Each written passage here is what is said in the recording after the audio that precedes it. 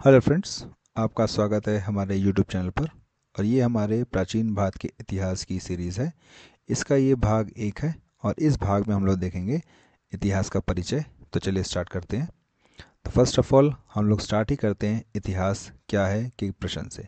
तो इतिहास क्या है? तो नॉर्मली हम लोग हमारे जो पीछे बीत गई घटनाएं हैं उनको ही हम लोग क्या कहते हैं, अतीत की घटनाओं को ही क्या कहते हैं, इतिहास कहते हैं। अब एच कार एक इतिहासकार हैं और उनकी पुस्तक है व्हाट इज़ हिस्ट्री। उन्होंने बुक का नाम ही रखा है व्हाट इज़ हिस्ट्री। उसमें वो ये बताते हैं कि इवेंट कोई एक ही होता है या कोई एक ही ऐतिहासिक तथ्य होता है, लेकिन जब अलग अलग विद्वान उसको स्टडी करते हैं तो उस इवेंट की या उस घटना की व्याख्या वो अलग अलग करते हैं। तो इट मीन्स अतीत की घटनाओं की अलग अलग व्याख्या करना ही क्या है, इतिहास लेखन है। यानी ऐतिहासिक तथ्यों की अलग अलग व्याख्या है।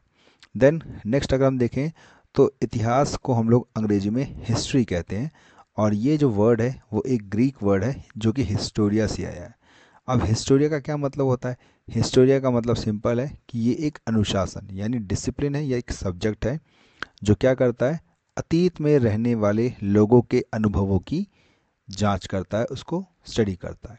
अब जब भी इतिहासकार अतीत की घटनाओं को या अनुभवों को स्टडी करते हैं तो वो पहले क्या करते हैं, अतीत को विभिन्न अवधियों या कालखंडों में विभाजित करते हैं। ऐसा वो इसलिए करते हैं ताकि स्टडी में थोड़ा सा अ, आसानी हो जाए।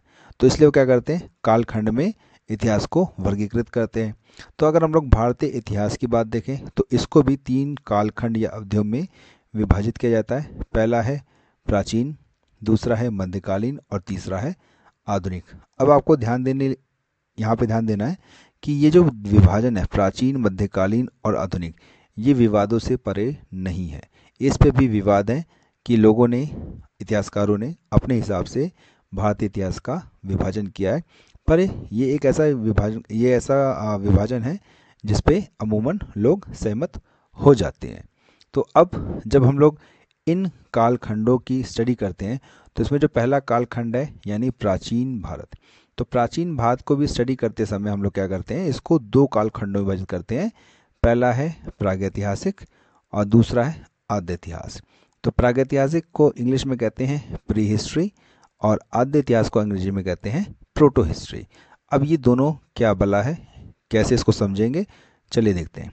तो पहले स्टार्ट करते हैं हम लोग प्री हिस्ट्री यानी प्रागैतिहासिक काल। तो प्रागैतिहासिक काल एक ऐसा लंबा कालखंड है जो लेखन कला के आविष्कार के पहले का कालखंड है।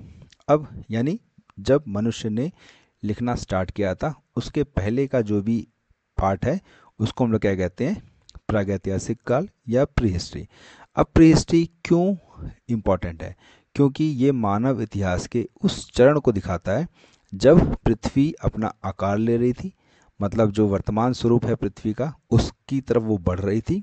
और ठीक उसी समय मनुष्य भी अपने वर्तमान स्वरूप यानी होमो सेपियंस सेपियंस वाला जो प्रजाति है उसकी तरफ वो बढ़ रहा था, यानी उसमें भी जैविक रूप से विकास हो रहा था। ठीक है। अब अतीत का वह हिस्सा जो लेखन के आविष्कार के बाद आता है, यानी एक वह कालखंड जो लेखन के पहले का था उसको हम लोग कहते हैं प्रागैतिहासिक। एक वह कालखंड जो लेखन के बाद का है उसको हम लोग कहते हैं ऐतिहासिक या इतिहास।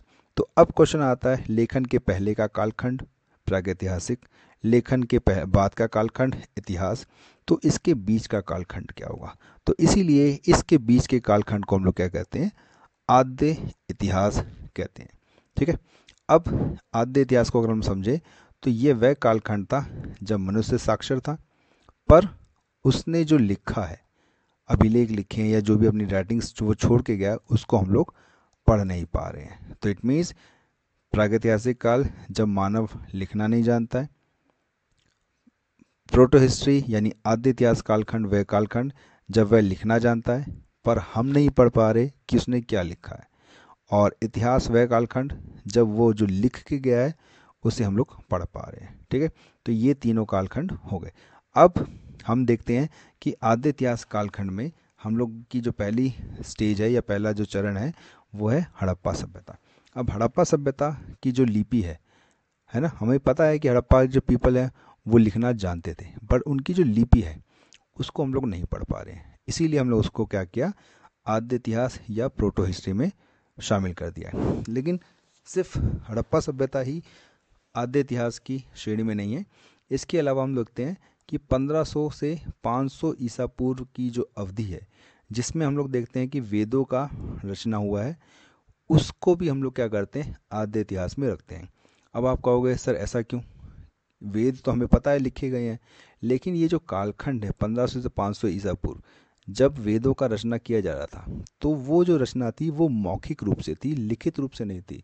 जो हम लोग उनका लिखित स्वरूप आज देखते हैं वो काफ़ी बाद का डेवलपमेंट है। इसलिए हम लोग ने क्या किया, इसको यानी 1500 से 500 ईसा पूर्व के बीच में जो वेद लिखे गए हैं उनको भी हम लोग क्या कर रहे हैं, आद्य इतिहास में रख रहे हैं। अब इसी तरीके से बहुत सारे आर्कियोलॉजिस्ट हैं जो ये मानते हैं कि खाद्य उत्पादन यानी नव पाषाण काल का जो चरण है, वहाँ से लौह प्रौद्योगिकी यानी जब तक मनुष्य ने आयरन को यूज़ करना नहीं सीखा था, उसको भी वो लोग आद्य इतिहास यानी प्रोटो हिस्ट्री में रख रहे हैं। तो इसमें अब ताम्र पाषाण काल की संस्कृति भी आ जाती है। क्यों? क्योंकि खाद्य उत्पादन किया नवपाषाण काल, फिर नवपाषाण काल के बाद जो अगला चरण होगा, जब वो धातु यूज़ करेगा, तो पहली धातु तांबे की ही है, तो नवपाषाण काल के बाद ताम्रपाषाण। अब ताम्रपाषाण के बाद जब मनुष्य की स्किल और उसका तकनीकी ज्ञान बढ़ जाएगा, तब वो आयरन की तरफ शिफ्ट होगा। तो यानी ताम्रपाषाण क्या है, वो खाद्य उत्पादन, नवपाषाण काल और आयरन लौह युग, उसके बीच का कालखंड है। तो ये सब भी पुरातात्विक क्या करते हैं, इसको प्रोटो हिस्ट्री यानी आद्य इतिहास कालखंड में रखते हैं। तो इट मीन्स जो आद्य इतिहास है यानी प्रोटो हिस्ट्री है, वो एक फेज़ है किसके किसके बीच का, लगभग 3000 ईसा पूर्व से लेकर 600 ईसा पूर्व तक के बीच का। क्यों? क्योंकि 6th सेंचुरी BC, इस कालखंड में हमें वे जो अभिलेख मिलते हैं ना, उनको हम लोग पढ़ना जानते हैं, ठीक है। और उससे पहले प्रागैतिहासिक काल है, तो प्रागैतिहासिक काल और 6th सेंचुरी BC के बीच का जो कालखंड है, उसको हम लोग क्या कर रहे हैं, प्रोटो हिस्ट्री यानी आद्य इतिहास कह रहे हैं। तो यहाँ पर हमारा ये फर्स्ट सेगमेंट ख़त्म होता है।